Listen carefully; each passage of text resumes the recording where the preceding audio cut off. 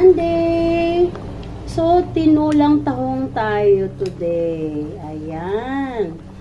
Super generous sa ating luya. Sarap. Ayan, halika na. Kumukulo na yan.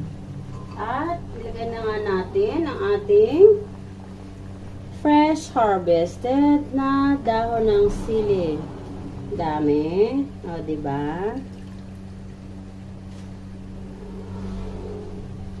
Alam nyo guys, kung kayo ay maraming dahon ng sili sa kapalibutan ng inyong bahay, maging mahilig po kayo sa dahon ng sili kasi po ito ay napakataas sa phosphorus which help our body keep going.